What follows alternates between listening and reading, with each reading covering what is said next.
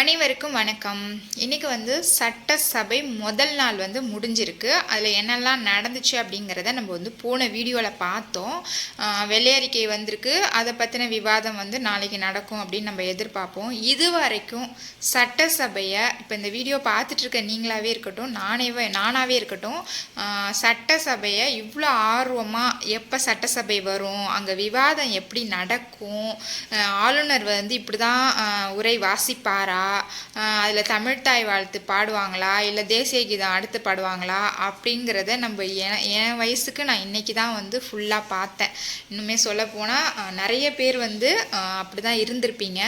ஏன்னா இது வரைக்கும் அந்த நமக்கு நம்ம நியூஸ் பார்ப்போம் இல்லைங்களா, அதில் இன்றைக்கி சட்டசபையில் இது பேசினாங்க, எதிர்க்கட்சி தலைவர் இதை சொன்னாங்க, அப்புறம் வெளிநடப்பு பண்ணாங்க, அப்புறம் ஒரு தடவை ஸ்டாலின் கூட ஷர்ட்டெல்லாம் அப்படி பட்டன்லாம் அவுத்து விட்டுட்டு வந்தார்ல, அதெல்லாம் அப்படியே காமிச்சாங்க. இந்த மாதிரி சட்டசபையிலேருந்து வெளில தூக்கி போட்டாங்க எங்களை அப்படின்னு. இது மாதிரியான விஷயங்களை தான் நம்ம பார்த்துருப்போம். ஆனால் விஜய் அவர்கள், நம்மளுடைய மாண்புமிகு முதலமைச்சர் விஜய் அவர்கள் பதவியேற்றதுக்கு அப்புறம் எல்லாருமே சட்டசபையில் என்ன நடக்குது, என்ன பேசினாங்க, ஆளுநர் என்ன சொன்னார், அதுக்கு எதிர்க்கட்சி தலைவராக இருந்த உதயநிதி என்ன ரியாக்ட் பண்ணார், சிஎம் அவர்கள் யாருக்கு வணக்கம் சொன்னார், யாரை பார்த்து சிரிச்சாருன்ற வரைக்கும் எல்லாமே நம்ம இன்றைக்கி கவனிச்சிருப்போம். எல்லாருமே யங்ஸ்டர்ஸ்லேருந்து வயசானவங்கலேருந்து எல்லாருமே இன்றைக்கி லைவ் பார்த்தவங்களும் இருப்பாங்க இல்லையா. நிறைய பேர் லைவ் பார்த்துருப்பாங்க என்ன தான் பேசுகிறாங்க அப்படிங்கிறது. இன்றைக்கி முதலமைச்சர் பேசல, எதிர்க்கட்சி தலைவராக இருக்கிற உதயநிதி தான் இந்த கருப்பு பேட்ச் போட்டுட்டு வந்தது.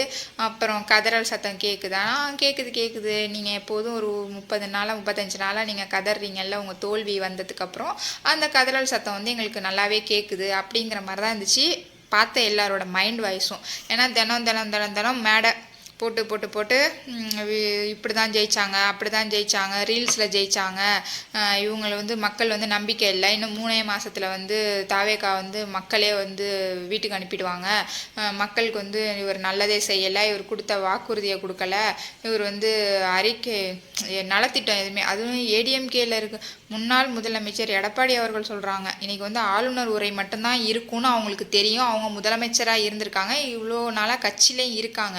அவங்க என்ன சொல்கிறாங்க, இன்றைக்கி எந்த ஒரு நலத்திட்டமும் பெரிய அளவில் சொல்லலை அப்படின்னு.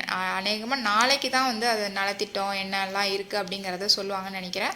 இன்றைக்கி என்ன தாவேக்கா அரசு சொன்னாங்களோ அதை அப்படியே ஆளுநர் அவர்கள் வாசிச்சுட்டு போயிட்டாங்க. இப்போது நம்ம சட்டசபையெல்லாம் பார்க்குறது நல்லா தான் இருக்குது இல்லையா. எப்போதும் படம் பார்க்குறது, கிரிக்கெட் பார்க்குறது, சீரியல் பார்க்குறது, அப்புறம் ஏதாச்சும் இந்த மாதிரி அரசியல் பற்றி பேசுகிறது, இதெல்லாம் முன்ன அதாவது எல்லாரும் ஒவ்வொருத்தவங்க ஒவ்வொரு கேட்டகரியில் இருப்பாங்க. வயசானவங்கன்னா அரசியல் பார்ப்பாங்க, லேடிஸ்னால் சீரியல் பார்ப்பாங்க, யங்ஸ்டர்ஸ்னால் கிரிக்கெட் பார்ப்பாங்க, அடுத்து விஜய் டிவியில் வர ஏதாச்சும் ஒரு ஷோ பார்ப்பாங்க. இப்படி தான் இருந்துச்சு. சூப்பர் சிங்கர் பார்ப்பாங்க இப்படி. ஆனால் இப்போ எல்லாருமே சட்டசபையை பார்க்குறோம். இதுவே ஒரு பெரிய ஒத்துமைன்னு தான் நினைக்கிறேன்.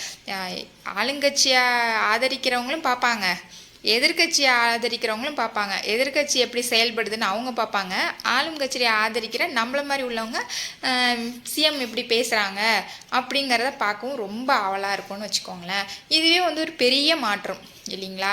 சின்ன பசங்க வரைக்கும் 234 தொகுதி இருக்குது, அதில் இத்தனை ஜெயிக்க 118 எடுத்தால் தான் முதலமைச்சராக ஆக முடியும் அப்படிங்கிறதெல்லாமே தெரிஞ்சு வச்சுருக்காங்க.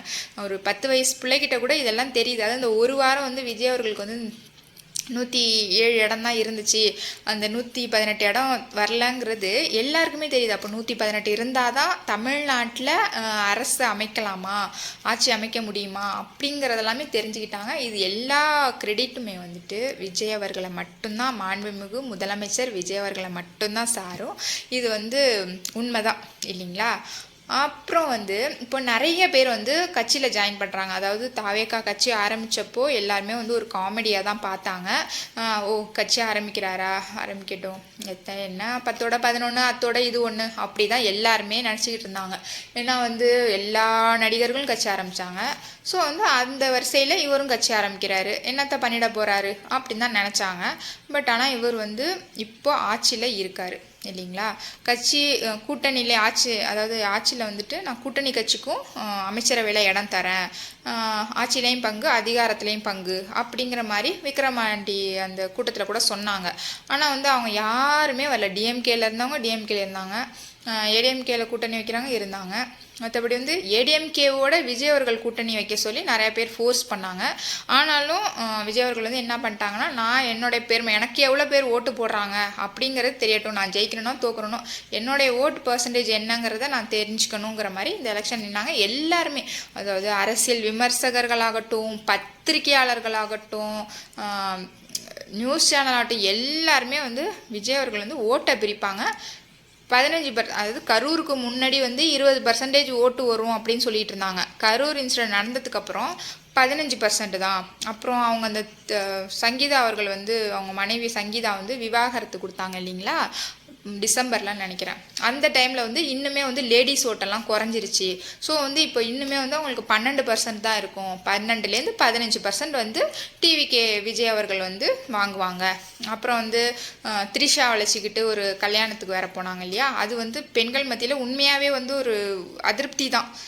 டைவர்ஸ் பண்ணதை தாண்டி அவங்க வந்து டைவர்ஸ் அப்ளை பண்ணதை தாண்டி டைவர்ஸ் பண்ண போகிறாங்க, ஐயோ அவங்களுக்குள்ளே ஏதோ பிரச்சனை போல் இந்த மாதிரி அப்படி தான் பேசிகிட்டு இருந்தாங்க. ஆனால் இவங்க வந்து த்ரிஷா வந்துட்டு அழைச்சிக்கிட்டு ஒரு கல்யாணத்துக்கு போனோடனே எல்லாருக்குமே முகம் சொல்லிக்கிற மாதிரி ஆயிடுச்சு. நீங்கள் வந்து சங்கீதா மேமை வந்து பிரிகிறீங்க இல்லை சேர்ந்து வாழ்கிறீங்க அப்படிங்கிறது உங்களோட விருப்பம். உங்களுக்குள்ளே உங்கள் பர்சனலாக மனக்கசப்பு இருக்க தான் செய்யும். ஹஸ்பண்ட் ஒய்ஃப்குள்ளே எல்லா வீட்லேயும் நடக்கிற ஒன்று தான். அப்படி இருக்கும் பொழுது சரி நீங்கள் சேர்ந்துறீங்க, அது உங்களுடைய இஷ்டம்னாலும், பட்டு அவங்க மென்ஷன் பண்ணதே என்ன அப்படின்னா, ஒரு நடிகையால் தான் வந்துட்டு எங்களுக்கு பிரச்சனை அப்படிங்கிற மாதிரி சொல்லியிருந்தாங்க. அதுக்கு தகுந்த மாதிரி த்ரிஷா வளைச்சிக்கிட்டு நீங்கள் அந்த கல்யாணத்துக்கு வந்தோன்னே உண்மையாகவே பெண்கள் மத்தியில் ஒரு 2% ஓட்டு குறைய தான் செஞ்சிச்சு. ஏன்னா வந்து அந்த டைமில் எலெக்ஷன் இருந்திருந்தா கண்டிப்பாக அந்த நீங்கள் அந்த கல்யாணத்துக்கு அழைச்சிட்டு போயிருந்தாங்க இல்லைங்களா விஜய் அவர்கள், அந்த டைமில் எலெக்ஷன் இருந்துச்சுன்னா கண்டிப்பாக வந்து ஒரு 2-3% பெண்கள் மத்தியில் ஓட்டு குறைஞ்சிருக்கும். ஏன்னா நிறைய பேருக்கு வந்து அது பிடிக்கல. நீ பொண்டாட்டியோட இரு, இல்லாமல் பிரிஞ்சு இரு, அது கூட ஓகே இல்லை நீ.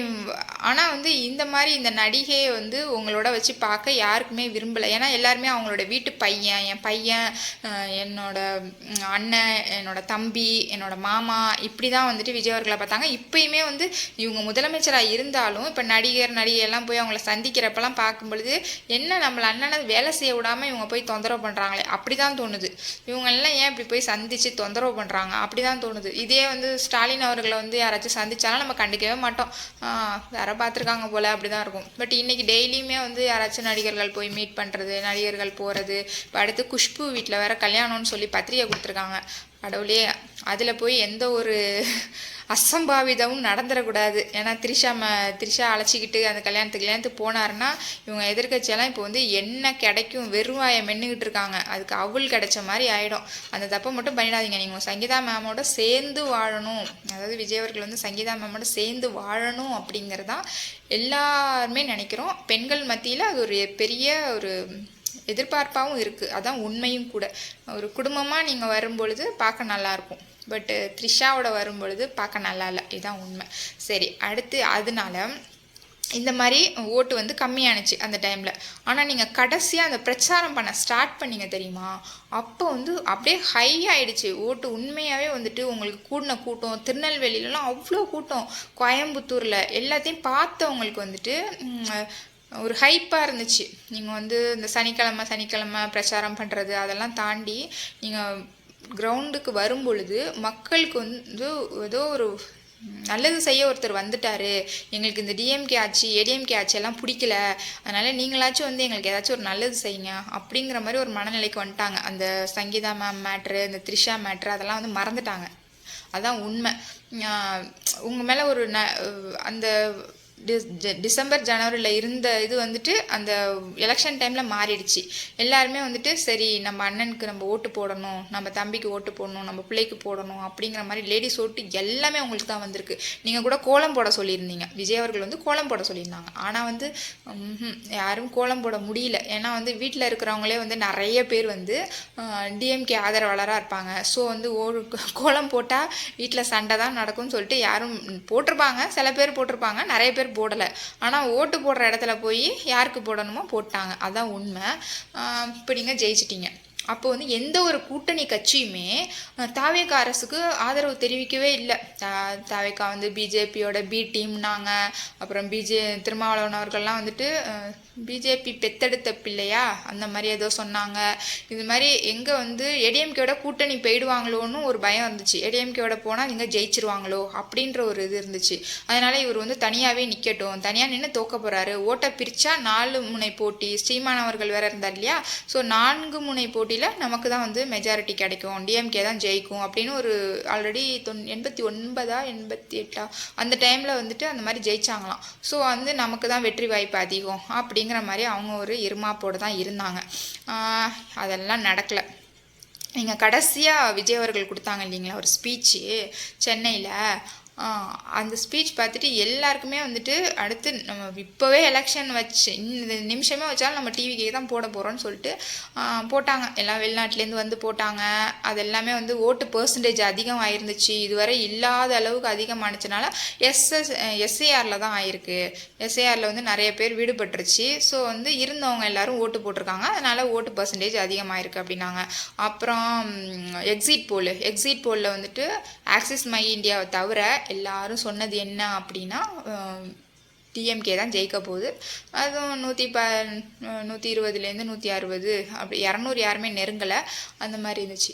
இப்போது உங்களோட வெற்றிக்கு அப்புறம் எல்லா கட்சியிலேருந்தும் உங்கள் கட்சிக்கு வராங்க இல்லைங்களா. விஜய் அவர்கள் கட்சிக்கு வந்துட்டு டிவிகேவுக்கு எல்லாருலேருந்தும் இப்போ இந்த கூட்டணி ஆட்சி அமைஞ்சிருக்கு இல்லைங்களா, விசிகா, ஐயுஎம்எல், காங்கிரஸ், இவங்கெல்லாமே உங்களை திட்டினவங்க தான். திருமாவளவன் திட்டாத திட்டு கிடையாது, வன்னியரசு உங்களை திட்டாத திட்டு கிடையாது. அப்புறம் ஐயுஎம்எல் பெரிய அளவில் பேசலை, ஆனால் காங்கிரஸில் இருக்கிறவங்க, காங்கிரஸ்னு ஃபஸ்ட்லலாம் ரொம்ப பேசலை, அப்புறம் பேசினாங்க. கம்யூனிஸ்ட்டு, இது மாதிரி கூட்டணி கட்சியில் இருக்கிறவங்க எல்லாருமே வந்துட்டு உங்களை வசைப்பாடு தான் செஞ்சாங்க. ஏன்னா அவங்க வந்து டிஎம்கேல இருந்தாங்க. ஸோ அவங்களோட விசுவாசத்தை காட்டணுங்கிறதுக்காக தினம் வந்துட்டு டிவிக்கு திட்டினா வந்து டிஎம்கே சந்தோஷப்படும் அப்படிங்கிறதுக்காக திட்டமும் செஞ்சாங்க. டிபேட் ஷோலாம் வச்சுக்கிட்டு டிவிக்கே இது ஒரு கட்சியா அப்படின்னு கேட்டவங்களாம் இருக்குது. இப்போ வந்து அந்த கட்சி தான் ஆட்சியில் இருக்குது. இப்போ வந்து எல்லாமே வந்து கட்சியில் வந்து சேர்றாங்க. இப்போ வைகோ அவர்கள்லாம் வந்துட்டு சேர்றதுக்கு ரெடியாக இருக்கார். வைகோ அவர்கள்லாம் சேர்த்தாலும் அவங்களும் ஒரு வாரிசு அரசியல் கட்சி தான் நடத்துகிறாங்க. அவருக்கு அப்புறம் அவர் பையன்தான் இருக்கார். ஸோ அதுவும் வந்து அவங்க கூட சேருவாங்க. ஆனாலும் வந்துட்டு அது ஒரு வாரிசு அரசியல் கட்சி தான். அது இப்போ ஸ்டாலின் அவர்களை வாரிசு அரசியல் நீங்கள் சொல்கிறப்ப அதே வைகோ அவர்களோட கட்சி மதிமுகவும் வந்துட்டு வாரிசு அரசியல் கட்சின்னு தான் நம்ம வந்து எல்லாருமே சொல்கிறதுக்கு இருக்குது. அப்புறம் ஏடிஎம்கேலேருந்து நிறைய பேர் வராங்க. இவங்க எல்லாருக்குமே வந்து பதவி ஆசை. ஏன்னா வந்து ஏடிஎம்கே அடுத்த முறை ஜெயிச்சு வருமானு தெரியாது. ஸோ ஏன் நம்ம வந்து இந்த 5 வருஷத்தை வேஸ்ட் பண்ணணும், ஸோ நம்ம பதவியை ராஜினாமா பண்ணிவிட்டு போய் சேர்ந்தோம் அப்படின்னா இடைத்தேர்தலில் நமக்கு வாய்ப்பு கிடைக்கும். நம்ம அப்போ டிவிகே எம்எல்ஏவாக வந்தோம்னா நம்மளுக்கு ஒரு அமைச்சராக கிடைக்கும், இல்லை ஆளுங்கட்சியாக இருக்கும் பொழுது அது ஒரு கெத்து தாங்கிற மாதிரி. அவங்க எல்லார் பேர்லேயும் வந்துட்டு பயங்கர ஊழல் கேஸ் இருக்குது, வழக்கு இருக்குது. ஸோ வந்து அது மாதிரி உள்ளவங்களை சேர்த்துக்கிறதும் ஆபத்து. அப்புறம் எங்கள் கட்சியில் வந்து இன்றைக்கி 1000 பேர் இறஞ்சாங்க, 10,000 பேர் இறஞ்சாங்க, 5000 பேர் இறஞ்சாங்கன்னு சொல்லி எல்லாருக்கும் துண்டை போடுறாங்க இல்லையா. அதுவுமே நம்ம டிவிகே கட்சிக்கு ஆபத்து அப்படின்னு தான் சொல்லணும். ஏன்னா வந்துட்டு இவங்க டிஎம்கே வந்து ஸ்லீப்பர் செல் மாதிரி அனுப்பிச்சி விட்டு நீ போ மேடையில் வந்து அவங்க பொதுச் செயலாளரோட ஃபோட்டோ எடுத்துக்க, நீ ஏதாச்சும் நாளைக்கு ஒரு தப்பு பண்ணு, அப்போ வந்து தாவேகா நிர்வாகி, தாவேகாவில் இருக்க தொண்டர் அப்படின்னு சொல்லி நாங்கள் வந்துட்டு நியூஸ் டேக் போட்டுக்கிறோம். நியூஸில் காட்டுறப்ப பார்த்திங்கன்னா இப்போல்லாம் வந்து எந்த தப்பு யார் பண்ணாலும் தாவேகா நிர்வாகி இல்லை தாவேகா தொண்டர் இப்படி தான் சொல்கிறாங்க இல்லையா. இது மாதிரி ஸ்லீப்பர் செல்ஸும் உள்ளே வரத்துக்கு வாய்ப்பு இருக்குது. ஓட்டு பர்சன்டேஜ் என்னன்னு தெரியாதப்போ யாருமே வரல. அப்போ வந்தவங்க ஓகே, அப்போ உங்கள் கூட உடன் பயணித்தவங்களுக்கு நீங்கள் முக்கியத்துவம் கொடுங்க. இந்த மாதிரி புதுசாக வர்றவங்களுக்கெல்லாம் கொடுத்தா இவங்கெல்லாம் பதவி இல்லைங்கிறதுக்காக தாவேக்காவுக்கு வராங்க. நாளைக்கு தாவேக்காவில் எதுவும் ஒன்றுன்னா வேறு கட்சிக்கு போக தான் செய்வாங்க இல்லையா. இதெல்லாம் வந்துட்டு தாவேக்கா அரசு வந்து ரொம்ப கவனத்தில் எடுத்துக்கணும். ஏன்னா வந்து கட்சிக்கு வந்து இது ரொம்ப பெரிய அளவில் கெட்ட பேராக மாறுறதுக்கு வாய்ப்பு இருக்குது. பார்க்கலாம் அடுத்தடுத்த வீடியோக்களில் என்ன நடக்குது அப்படிங்கிறத. உங்களுக்கு என்னோட வீடியோ பிடிச்சிருந்துச்சு அப்படின்னா தயவு செஞ்சு என்னோடய சேனலுக்கு சப்ஸ்கிரைப் பண்ணி எனக்கு சப்போர்ட் பண்ணுங்கள். தேங்க்ஸ் ஃபார் வாட்சிங்.